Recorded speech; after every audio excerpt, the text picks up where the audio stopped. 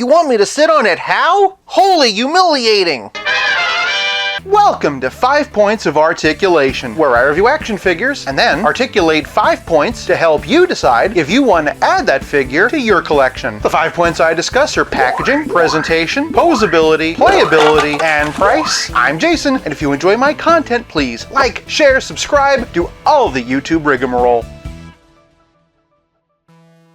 Today, we're taking a look at the all-new McFarlane Toys Retro Batman, Adam West, Batcycle, and Sidecar. Starting off with the packaging, and admittedly mine's a bit worse for wear. Classic TV series Batman logo in the corner. Down here we can see it's the Batcycle with Sidecar, and on the back we can see an actual photo from the show. I have one slight nitpick with this picture, but we'll get to that a little bit later. My bigger issue is the size of it. Looking at how the box is damaged, I don't see how this could have been avoided. It really feels like the box needs to be a bit taller, but then when you see how much dead space is in there, it could really use to be a bit more narrow. I honestly think that they thought that if the box was smaller, people wouldn't have thought it was worth the money, but seeing all this emptiness has the opposite effect. I look at this and my brain tells me I'm not getting much at all. In general, I do like the aesthetic for this toy line, but in terms of this specific product for packaging, I'm giving the Batcycle half a point. Moving on to presentation, and to the top of the windshield, the Batcycle stands at about 5 inches, and stem to stern, it's about 8.5. Comparing it to the picture on the box, and it's a fantastic recreation of what we saw on the show. In real life, the vehicle was built on a Yamaha Catalina. All this, of course, was made for the show. Black and white Batwing front, really crisp paint detailing on that, orange bat symbol, black and white bat-shaped wheel cover, missing a black bat symbol here, no stickers or anything for the gauges, but that's alright. Paint's a little bit fuzzier over here. Got our handlebars, the bat seat, some more detail on the side, we got the exhaust, and then at the very back we have a Batwing shaped tail. This one's a little bit fuzzier too. Over here we can see a big orange S. I assume it stands for Sidecar. Another bat logo over here. Not sure if this is supposed to be a lighter or reflector, but it looks good. And then on the back we've got an even bigger bat and even more exhaust ports. Here we have the Sidecar itself, Robin logo underneath the windshield, handlebars, the most uncomfortable looking seat in the world, and some spinny wheels. These ones are all plastic, but the ones on the Batcycle are actual rubber. Probably worth noting that there should be spaces between the spokes, but this is supposed to evoke a retro style toy, and overall it does look very faithful to what we saw on the show. For presentation, I'm giving the Batcycle 1 whole point. Moving on to posability and the wheel spin. With vehicles, it's always ceremonial, but for posability, I'm giving the Batcycle 1 whole point. Moving on to playability, and the only play feature with this set is the Sidecar. And remember I had a nitpick with the box? I'm embarrassed to admit it, but I couldn't remember how Robin sits on this. That's because he doesn't. He kneels. A slightly different angle or a diagram on the box would have gone a long way to help. Luckily, no such trouble with Batman. And thanks to the handlebars, we now know why they have accessory holding hands despite not having any accessories. But playability is more than just the figures that were meant to go in a vehicle. It's also about finding out what other figures can fit. Rather than order of release, I'll be doing this one smallest to largest. Here we have superpowers, and I feel like that should be a pretty obvious no. Although I suppose if you really wanted to, you could make it work. Keaton doesn't have bendy legs, so it's a no-go for him. But if you saw the 1984 Superpowers figure and liked what you see, here's the all-new one from McFarlane Toys. Next up, we've got Cape Crusader Batman from Legends of Batman by Kenner. Still a bit small, and the cape gets in the way, but we're getting there. Here we have an unmasked Bruce Wayne from Batman Mission Masters. This one's actually kind of interesting because he can grip both of the handlebars. Again, kind of small, but not terrible. Here we have Batman Total Justice, and to be honest, I'm not really holding out a lot of hope. If all you want him to do is be able to sit up there, he can at least do that. And to be honest, the size isn't that bad. Here we have Batman, the Brave and the Bold. Thanks to his meaty calves, this is just not going to work. Here we have the Batman, and I'm a bit more optimistic. And my optimism was well placed. Not only does he scale pretty well, but the cloth cape helps, and he can grip the handlebars. Here we have the cheapy 5-inch dollar store version by Spin Master. No articulation in the legs, so it's a no-go for him. This Mattel one does though. He actually can sit there, but he can't grip the handlebars and he has no knee bends. If, however, you're just doing some figure photography, I think it would be fine. Here we have Batman Unlimited, which has some very curious proportions that I think might get in the way, and yeah, it's pretty much the same situation as the last one. But again, if all you want are photos. Side note, dear McFarlane Toys, please find this fabric and use it for your superpowers. Now, I'm no psychic, but I'm pretty sure this one's going to be a no-go. What was I thinking? It's a perfect fit. I'm particularly curious about this 2003 one by Mattel. Just as I expected, this one's a great fit. The knees bend so he can sit more naturally, you've got a cloth cape which drapes more naturally, and soft gummy hands that handily grab the handlebars. Here we have the 1999 DC Superheroes one by Hasbro. I mean it sits there. Another one I'm very curious about is DC Icons, mainly because it's fairly small and super articulated. As I predicted, he looks great, he just can't grab the handlebars. Although full disclosure, I got mine loose with no accessories, so who knows, maybe he comes with alternate hands. One Batman that seems very appropriate for this Batcycle is the 2004 Silver Age one by DC Direct. Old school DC Direct figures are notoriously fragile, so you're going to want to be delicate with it. Still, it's a very good fit. And speaking of Silver Age Batman, here we have DC Universe Classics by Mattel. The scale and articulation is great, and the fact that he can grip both handlebars is a Bat bonus. And if you thought that old school DC Direct was brittle, I'm not even going to try this NECA Batman. Still, if you wanted to give it a gothy Tim Burton-esque repaint, I think it could look pretty cool. And on that note, my NECA Adam West Batman's legs snapped off, so I'm not going to be able to pose that one either. Speaking of 7-inch scale figures, that brings us to DC Essentials, and I fear our upper limit. Surprisingly, you could make it work, especially for action figure photography. This brings us to our last Batman, and the biggest one of the bunch, Batman Year 2 from DC Multiverse. At this point, it's become more of a Bat moped, but I am surprised at how well this works. The cloth cape really helps, and the hands can kinda get around the handlebars. Also, dear McFarlane, forget what I said earlier and use this fabric for superpowers. But what about Robin? Here we have superpowers. Batman Returns and Batman the Animated Series can't bend at the knee, so that's a no-go. Same with Chris O'Donnell and Batman Forever. But what about Batman Total Justice? His knees are already kinda bent. Yeah, no. The 2003 one has bendy knees, just not bendy enough. Here we have DC Universe Classics. He's plenty bendy, and in fact, this one actually works. Here we have a DC Universe Classics Tim Drake. He's a bit smaller, so I'm kinda curious. Once again, we have a winner. And then for another Tim, here we have Red Robin by Mattel. And once again, turbines to speed. Lastly, since I know some of you use her for a Dick Grayson custom, here we have Carrie Kelly. No trouble at all. For a relative scale comparison, here's the Batcycle with Pizza Spidey and the Spectacular Spider-Man. And as always, here it is with Stealth Iron Man. For someone like me who loves the Adam West Batman series, this Batcycle is a fantastic addition to my collection. Even if I did have a hard time remembering just how Robin wrote it, I'm particularly impressed with the plethora of other Batman and Robin figures that fit. For playability, I'm giving this Batcycle 1 whole point. This leaves us with nothing left to discuss but the price. The entire Retro Batman line is a Target exclusive, and the Batcycle retails for $29.99. This is the same price as the Batmobile. It's also what I paid for the Superpower Supermobile, which was not only significantly larger, but also included 2 action features. In McFarlane's defense, there are a lot more individual parts that had to be assembled, so that does drive up the price of both molds and labor. Don't get me wrong, it's a nice item and I'm really glad that I have it, but maybe wait for it to go on clearance. For price, I'm giving the Batcycle half a point for a grand total of 4 out of 5. How do you like it? For more 1966 Batman, check out my look at the Batmobile, or this look at the Joker, Robin, and Batcave. How do you like this line, and what do you hope they make next? Sound off in the comments below. I'll be back again real soon, but until then, play nice and have fun.